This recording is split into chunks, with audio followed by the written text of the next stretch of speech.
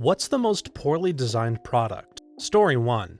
Those sliding shower doors with an overlapping section that is impossible to clean without taking the whole door off. Also, those sliding shower doors that move on wheels from the top are not secured on the bottom. I have permanent nerve damage on my finger from when a door like that fell off and shattered. Mine was attached by 2 hinges to the wall and it fell while I was inside the shower. Thankfully, all I got was 4 1-inch scars on my arm and an easy icebreaker. One of them is within 1 centimeter of my inside elbow's vein and could have been way worse. Most shower doors are just badly designed anyway. Just use a curtain. Story 2.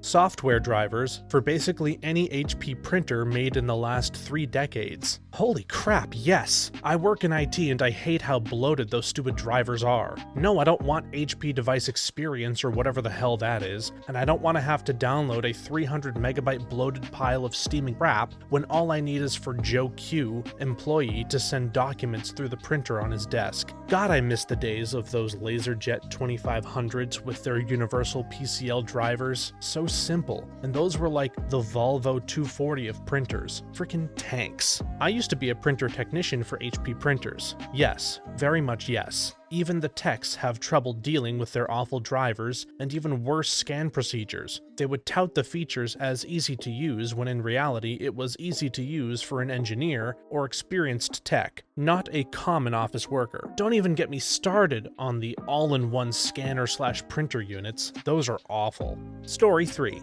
I just bought a waterproof cargo bag for the roof of my car that was fairly expensive. The Velcro that keeps the zipper protected was just glued on, not stitched. The very first time I opened the bag, all the Velcro came off because the attraction to itself was stronger than the adhesive bond to the vinyl bag. It was like there was absolutely zero product testing, but I'm sure it was 5 cents cheaper to make it glued rather than stitched. How could something like this have ever been allowed to leave the factory? The stitching isn't waterproof. They would need to stitch it and then seal the seam on the stitch. So pretty much, yes, they were being cheap. That being said, some of the highest end waterproof jackets and such are constructed without stitching, so adhesives do exist that work for this. They are just likely also more expensive. As someone who sells rooftop cargo boxes and bags as part of my job, I don't trust any of them to be waterproof, even the hard shell ones. Your best bet is to put anything that absolutely needs to stay dry inside a dry bag or some kind of plastic bag just to be safe. I return stuff like that immediately. I give 0 damns if I used it. When it fails that bad, it's going back.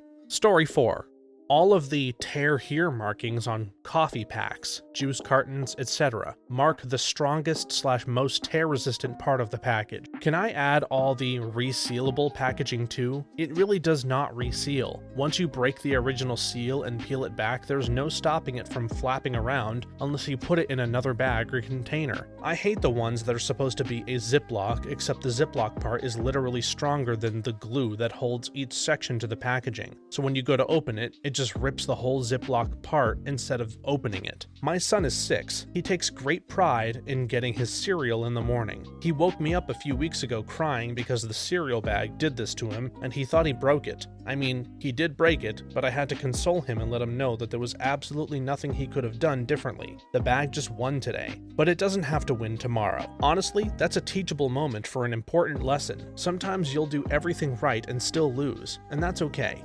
Story 5. Way too many carrying products. Luggage, boxes, bags, laundry baskets have put more emphasis on the comfort/softness of the top of the handle rather than the underside, which is the side that is forced into your hand with the weight of whatever is in the box, bag, or basket. I'm convinced that the only grocery store that tested the hand baskets you use in store is Target. They put the handle in a comfortable orientation and curved the side. Everyone else just said, "Screw you, here's a basket." My laundry baskets. The top is nice and soft, but the bottom is where the removable hand pad snaps down like a U and clips onto the frame. The act of lifting and carrying it makes it shift enough to pop the hand pad off at least one side. Just a stupid design, and even if it does stay on, my fingertips get sore because there's no padding underneath. I just realized I've never owned a comfortable laundry basket. Getting on that right now. Story 6. I have an inkjet printer, brother, that prints misaligned, makes slightly wavy text. I can't fix it because when you run the alignment diagnostic stuff, either manual or automatic, it prints a paper for you to scan so the printer can fix itself. However, the printer can't read the paper it scans because it's misaligned, so it can't get fixed. Stupidest thing I've ever seen. Even called support, and they were like, well, it's not supposed to do that. GG, better luck next time. I mean, this is typically how it's supposed to work. You print an alignment page, scan it back into the printer makes some adjustments and prints a new alignment page, you scan that one, etc., over and over until the alignment is perfect. I've seen this take a half dozen iterations or more. Now, if it can't read the initial alignment page because that one is too misaligned, then you've got some other mechanical problem that isn't going to get fixed by the alignment process anyway. But yeah, printers do suck. A lot of inkjet printers are designed to fail specifically so you have to print more test pages wasting tons of ink, which they sell you at extortion prices. The entire industry is basically a scam. Yep, or like the one at work that finally stopped working because it can no longer verify whether the cartridges are HP or not. Who cares who made them? So a simple unnecessary chip read failure on the printhead brings down the whole system. Modern ink cartridges fail if you try to refill their ink. They know they were empty and that you tried to fill it with more ink instead of buying a new cartridge. They also mix a bit of cyan in with the all black prints, so even if you're just printing in all black and white, you're not. They refuse to print if the color ink is low. They refuse to print unless you have a color ink cartridge in, even if you're not printing in color. It just blows my mind that these companies control the entire inkjet market, and they're all, and I mean all, scams. I need to look at the profit margins on some of these printer companies. Story 7. My refrigerator has a water filter that cannot be changed without turning off the supply, which is behind the refrigerator, so you have to pull the multi-100-pound fridge with all of the food and such out to turn the water off before you can change the water filter. The old Maytag it replaced had no such requirement. It makes perfect sense. The average life of a refrigerator is probably about 15 years and might require maybe 2 repairs during that period. If you have to keep pulling out the fridge every year to replace the filter, the chances of damaging it or destroying it increase substantially. This might get consumers buying a new refrigerator every 10 years rather than 15. It might increase the number of replacement parts you have to buy over the life of an appliance, because the damage occurred while a consumer was trying to move the refrigerator. The consumer is much more likely to attribute the damage to their own negligence instead of fundamental design issues. It probably started as a bug. Rather than fixing it, someone probably realized how they could monetize it and then they kept it in. That's almost comic book villain levels of evil. Story 8. The Bluetooth app connectivity for my washing machine. Didn't really want that feature, but it was a last-minute substitution. If the wash cycle takes longer than the initial estimate, the start time changes rather than the time remaining estimate. I just don't bother with the app. LG does this pretty well. If you change nothing other than the setting up the app and clicking yes, it sends a push notification when the washer is done and when the dryer is done. I actually built my own check the freaking laundry smart button years ago that simply set a reminder 1 hour into the future and emails or texts or slacks me, and I find myself not really using it much anymore due to LG being better. My heating system comes standard with app control. The physical display and control panel cost extra. The app is a disaster, and the burner's Wi-Fi is a mess. Without the actual control panel, you're so screwed. At some point, the fourth wheel on a car will be an optional upgrade. I genuinely hate how apps are taking over almost every appliance. Story 9.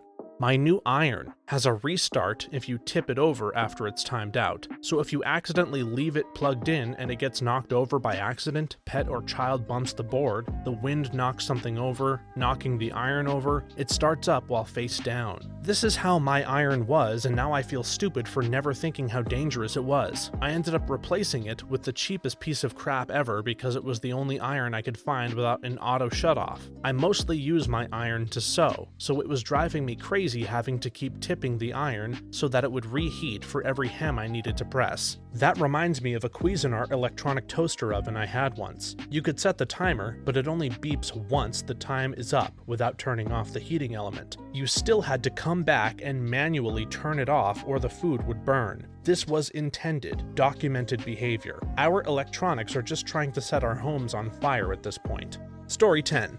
The trunk won't open on some Chevrolet cars if the battery is dead. There is no keyhole or physical release cable. The battery is in the trunk. You can jump it from contacts under the hood, sure, but that's such an odd design choice to me. Oh god. On a similar note, the 2004 Chrysler Intrepid, where to get the battery, you have to either remove the air filter, which barely gives access to the battery, so the real way of doing it is to remove the tire. What? Auto designers are cracked. Also, a gripe with GM in general, the reverse lights come on when you unlock the car. Who thought this was a good idea? How many times have we all been waiting on a parking spot only to realize it's a freaking Chevy and you have no idea where the driver is? My mother-in-law drives a 2014 Buick and the battery is in the back seat, partly under the passenger seat. Guess what happens if the battery is dead and the seat is over the battery? There's no way to manually move the seat because it's all electronic, so you have to jump the car just enough to get the seat to move forward so you can pull the battery out. Terrible design. Tesla is even worse. If the 12-volt battery runs out, you can't open the doors from outside the car. You need to disassemble part of the front of the car to reach the manual emergency hood release so that you can jumpstart it. Then you can open your door. Tesla has two batteries, the high voltage one and the standard car 12-volt battery. The 12-volt one drives all the electronics and is charged only when the car is on. So if you forget your headlights on or run the radio for too long or do not use the car for several weeks, like vacations, then too bad. It does not have a low 12-volt battery detection for automatic charge. It does not trickle charge from the high voltage one. No, that would be too complicated. So yeah, cars are constantly getting unintuitive in the favor of touchscreens and technology. Story 11. My kitchen trash can. It is one sold by Glad specifically for their bigger extra strong 20-gallon trash bags. It is not particularly cheap. It looks good, but the design of it is what you might expect if you told aliens what a trash can is and how they designed one without ever seeing it. How it holds the bag basically causes you to lose 4 gallons of capacity and have to risk tearing the bag or spilling its contents every time you go to remove it. It also has a trash bag holder that is so narrow that you have to feed it trash bags one at a time, completely defeating the point. And if you try to compact the trash a bit, you're almost guaranteed to tear the tear-resistant bag. Such a poor design. I bought the rolls of 50-liter kitchen bags from Costco and just ordered a random can off of Amazon. To start with, those bags really are tear-resistant. I'm not sure I could tear a hole in one without a knife, and they can turn out to be great as well. Just has a ring at the top that you fold the bag over and then set it on the can. Since the bags have drawstrings, you can just tuck the drawstring portion under the ring and you lose basically no capacity. It's kind of amazing how good some generic stuff is compared to the premium brands. I swear garbage bags have shrunk in recent years. My 13-gallon trash can hasn't changed, but now the bags don't reach the bottom anymore. It's massively annoying because the bag always falls in if I try to compact the trash at all. Maybe the trash has gotten bigger. Story 12. Baby wipes. Hey, you know when is a good time to struggle with opening a package that says it has perforations but really doesn't? You want one? Here's a chunk of 20. You want a bunch? Here's a tiny ripped corner. You have 10 left on a trip and need to conserve? Too bad, loser, here's the rest of the pack. Get your tired ass to CVS. Everyone in my extended family is obsessed with the Water Wipes brand, but I can't stand the packaging. So much more difficult to get a wipe, and doesn't set you up for the next wipe. Pisses me off so much because I don't want to be struggling with that while holding the legs of a poopy baby that's scrambling around. Last night I had to change a very gross toddler with 20 damp paper towels and 10 dry ones because, you guessed it, the last 10 I had came out all at once and the pack ripped completely open, all because I had to wipe his chin off hours earlier. I swear it didn't used to be like this. It seems like a cost-cutting measure. Story 13. My dishwasher beeps several times loudly when the cycle is done, loudly enough that you can hear it outside the house. If you don't open the door, it will beep again 45 minutes later and every 45 minutes forever until you do so. There is no way to silence this feature or reduce the volume. Apparently there's no such thing as starting the dishwasher at night and then going to bed in these designers' minds. That's something where technology advanced. Our dryer would beep once done, not every 45 minutes, but continuously. My parents would blissfully sleep through that noise, but my bed was directly above. No sleep there. Our new dryer, the same company 25 years newer, only beeps shortly once you start it. Heavenly. This reminds me of my first car that would beep about seatbelts while in park. Like, come on. As a high schooler, I frequently used to hang out in my car for hours with my friends. It was so annoying having that thing beep, and sitting on the seatbelt is just annoying. I'm in park. My car is not moving. This might just make people hate seatbelts instead of making them want to wear them. Story 14.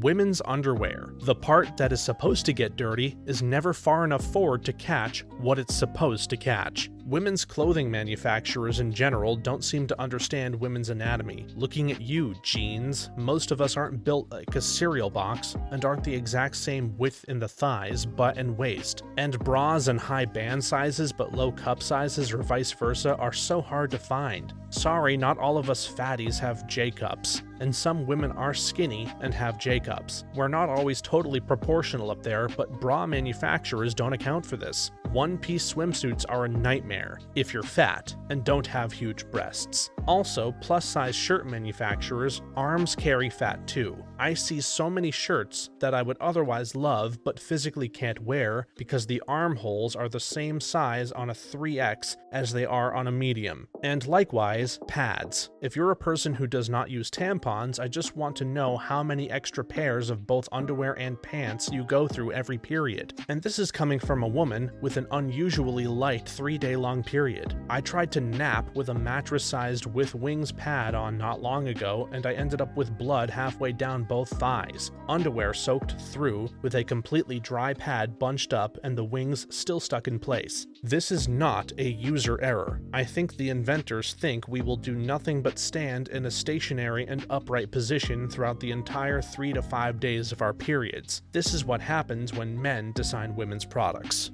Story 15. Some road intersections make me wonder if the engineers have actually ever driven a vehicle. Some years ago, Denver had a vote to fund the new airport. One advertisement for the no vote really got me thinking about voting no. Do you really want to let the people who designed the intersection at First and Steele to design an international airport? So anyway, they are currently doing a way over budget, way overdue rebuild of the main terminal interior in a 28-year-old airport. My husband and I were just saying the same thing a few days ago. The intersection we were at was after an interstate clover, and one lane turns into 4, so people are passing you on the median and shoulder before they get to the intersection so they can be first to change the lane. Accidents every single day, but meh, let's not change it or anything. There is one near my house that drives me insane. All 4 directions have turn lanes with their own turn lane traffic signals. The east and westbound lanes do the turns first, then open both directions to go straight simultaneously. The north and south, all north straight and turn first. Then the same for the south. North and south traffic backs up forever. People drive through the parking lots of stores and restaurants to avoid the north and south traffic lights. It's not an issue of shorter roads on the east and west. All the roads have plenty of room for cars to wait for a cycle, but the north and south roads back up to such a degree that they now back up traffic lights prior to that intersection because the drivers have nowhere to go. This method causes traffic issues in other areas of town. Hey, incompetent civil engineers need jobs too. Story 16. My mom had 3 wheelchairs. They all suck. The brake lever mechanism invariably interferes with the footrests. On her current one, the brake lever mechanism is curved, so it's pretty good. I think it could still be better. I'm surprised they're not better. I definitely feel like, given my experience, I could design a much better wheelchair than anything on the market under $1,000. My mom's wheelchair is the bane of my existence. It's so poorly made and designed. Unfortunately, my insurance only covers a new one every 5 years, and it's only been 4. Hers also has the brakes right by the footrests, and they're nearly impossible to get to if you're pushing the chair from the back. She can't push herself or do the brakes on her own, so you have to let go of the chair and run in front of it to put the brakes on, which is great if you're on a hill or in an icy area. I used a few different wheelchairs in high school, rentals only for about 6 weeks max, and my school's wheelchairs. I was really surprised by how different such simple things could be, but I remember liking the older one that I rented. It was narrower and fit me well, so I could actually reach both brakes at the same time. Plus, the footrests were very adjustable. You'd think that something so important would be improved by now. Story 17. I remember a couple of years back there was a push for smart diapers. It was basically a diaper with a little tab on it that would tell when it was soiled. I have 3 kids, 2 of which are still in diapers, and 1 wears them for nighttime. I probably change 20 plus diapers a day. I don't know any moms who would want to pay more for smart diapers to tell them what they already know. My thoughts when they came out, they are definitely not changing a lot of diapers. Probably not even a parent. I agree, it seems pointless, but I was freaking out about losing my sense of smell last time I got COVID and found an article with one woman saying she was worried she wouldn't know when her kids needed to be changed. So there's a niche here. I have a 2-year-old. I know there is a wetness indicator on a nappy, but I seriously never looked at it. You touch it and you know immediately. Sometimes you just smell it. It never made sense to start undressing the baby to check the indicator. Also, the whole concept of a little tab on a diaper sounds messy. Story 18. I'm reminded of a book I once read by a former tech reporter who claims most of the industry is BS. In one of the chapters, he talked about going to the Google headquarters for an event shortly after Google Glass came out. The event was centered around the product and lots of attendees were wearing their pair, but the author noted that not a single Google employee who was hosting the event was wearing Google Glass. That's when he said he knew the product was doomed. As someone who works in tech, yes, this is 100% true. The industry is filled with solutionism garbage and recycled bad ideas from 30 years ago. So many in the industry don't even know that these new ideas have already been tried and failed because they're not old enough to remember and they shun the older crowd. And by old, I mean like 40. 99.9% of innovation in tech is either a lie or a bad solution to a problem that isn't real. I read a Cracked article on similar issues of why some products created by the most innovative companies on earth are just garbage. Basically, the product designers live in 24/7 internet connectivity and a world devoid of paper notebooks, which brought us respectively every freaking game needing an internet connection at a time. 2010, when that wasn't nearly as common nor connections were as fast, and the tablet-optimized layout of Windows 8. Windows 8 was a hard time. Most people still hate touchscreen laptops. Story 19. Okay, bear with me here. All these grocery items in plastic that have Ziplock closure as well. The idea is great. Open, use, reseal. But in my experience, and I'm not exactly old and weak, these don't work as planned. Frequently, they have the perforated section you can rip off, supposedly to allow access to the Ziplock portion. Many times there's glue holding pieces together and the perforated section never seems to extend past that. Even when not glued, the Ziplock is apparently held together by the weak nuclear force and will not come apart. There's never enough plastic to pull on, and when there is, it's approximately as strong as wet tissue paper, so it just rips. In my honest opinion, the worst offenders are deli meats, but it's been tortillas and more that have flummoxed me. Far too often I just take scissors to the package and then seal it later with a clothespin. It could be so much worse. After moving to New Zealand, I miss those seals. Ziplock seals on food are much less common. Lots of lunch meat packages rely on adhesive seals which never actually work, so you have to eat the whole package in a day or two before it dries out. When they do have Ziplock, it's never perforated. You have to use scissors to open it the first time. Also, the Ziplock doesn't go all the way across. On the shredded cheese I buy, there is a centimeter gap on either side of the Ziplock so it isn't forming an airtight seal. I think it just comes down to, once you've bought it, they don't care. If you are at the grocery store and choosing between regular and resealable, you are going to grab the one with the extra punctuation. They got you. They did not need to waste money actually researching and implementing a better system because ultimately you were buying crackers, not a Ziploc bag, so who cares? I hate when you try to separate the zip but end up just tearing the plastic.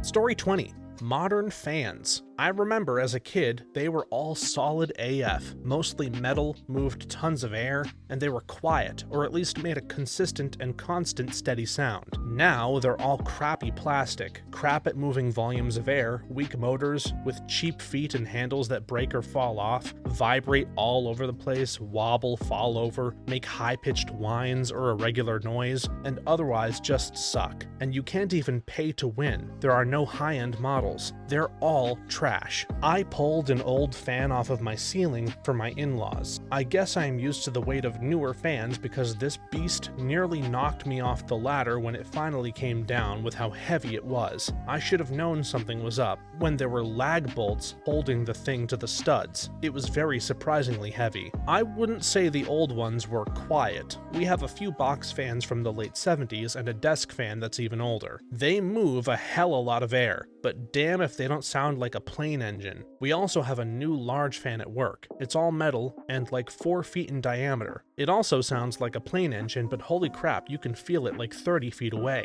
That one was expensive though. New fans are way too noisy and almost designed to be replaced soon. Story 21.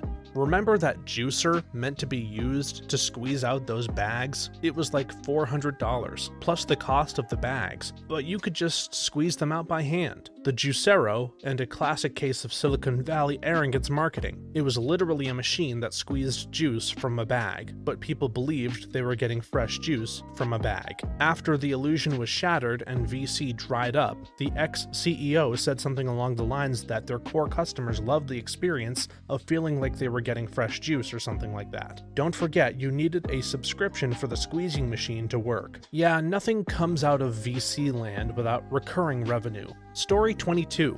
My new 1,000-pound washing machine does a great job washing clothes and is all singing and all dancing, but all this additional stuff adds complexity and is an absolute pain to clean. The detergent drawer has all this fancy stuff my old didn't, and I just get so much mold growing. Have to take it all apart and clean it so often. It's so annoying. My fancy washing machine drives me insane sometimes. If the load becomes unbalanced, it sings you a little sad song. Okay, I'm coming to help my little buddy. Move the blankets around or dog beds and hit the button. The damn thing starts to rise again. More water. Little guy, no, just spin. That's all you have left. You could be done. You could rest. Why are you doing this to yourself? It'll become unbalanced again and sing its little sad song, and we repeat the process endlessly. If a heavy load becomes unbalanced, I'll just pull out heavy things and lay them out in the yard now. Washing the dog beds is always interesting. My washer has a colors wash setting and a colors water temperature setting. The colors wash setting uses warm water, and it is impossible to use the colors wash setting with the colors water temperature. If you want to use the colors water temperature, you have to choose the casuals wash setting. That's genius.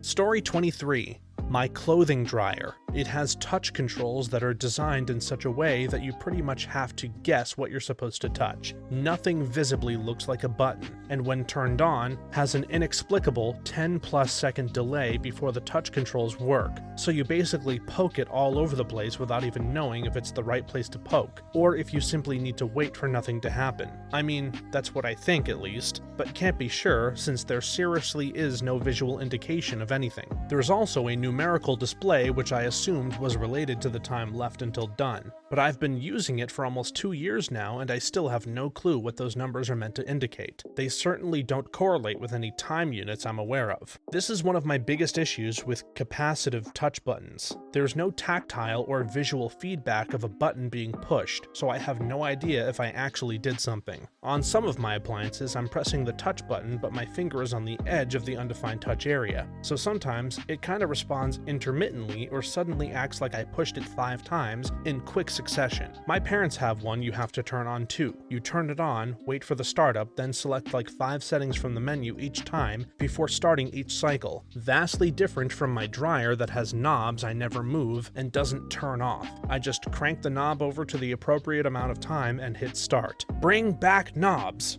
Story 24. The newly built ladies' toilets in our office building, which had no space for the sanitary product bins. The bins ended up awkwardly shoved in the too small gap, with the net result of making the actual toilets too narrow to sit on. Fully expect those dimensions were drawn and approved by someone who has no use for the bins, or didn't even know they were present in every toilet. It honestly wouldn't surprise me if the man designing the toilets didn't know these bins existed. Once a sanitary worker from an outside company transplanted transported a bunch of these bins through our office building, and my boss, male close to retirement age, wondered what the sanitary worker was doing. I explained it to him after I realized he wasn't messing with me and really didn't know, and that day I learned that men might not know about the existence of these bins. We are literally dealing with this exact same issue in our brand new renovated washroom. I'm in Canada. It's disgusting having your dress or skirt possibly touching the bin as you sit down. They also took our door hooks away during COVID and have not put them back, so now you clutch your purse and dress to your chest as you use the toilet. Infuriating. We definitely need more women designing products. Story 25. Every single lighting manufacturer that makes the terminals on the light fittings they designed is too small for the standard cabling that the country the lights are sold in uses by regulation. Every single fitting requires a junction before they are terminated into the junction in the light fitting. Every single manufacturer, and the more expensive the fitting, the worse the installation. I'm half convinced it's a conspiracy to justify the cost. Like, oh, look how long it takes the electrician to install something very complex. LED manufacturers are still unable to standardize driver and LED, meaning you more than likely have to replace the entire light when you find out the original manufacturer is out of business. Story 26. Tesla. Why would you want to look at the road when you can look at your screen and go through menus to, like, I don't know, change the angle of your air vents? New one is removing the turn signal stock. Actually, any car that messes with the gear selector, does a lever really take up that much space? You have to go through menus to open the glove box too. Tesla out there solving problems no one has. The ironic part is they have to go and engineer fallback solutions, like hidden door handles, because you obviously need a manual way to open the door if the software fails. Ooh, I know an easier way you could hypothetically open a glove box. Pull it open. Genius. Thanks for watching until the end. If you have a similar story or opinion that you would like to share with us, please leave it in the comments below. If you enjoyed this video, please leave us a like and subscribe. For more videos like this one right now, please stop by our channel. Thanks again, and see you next time.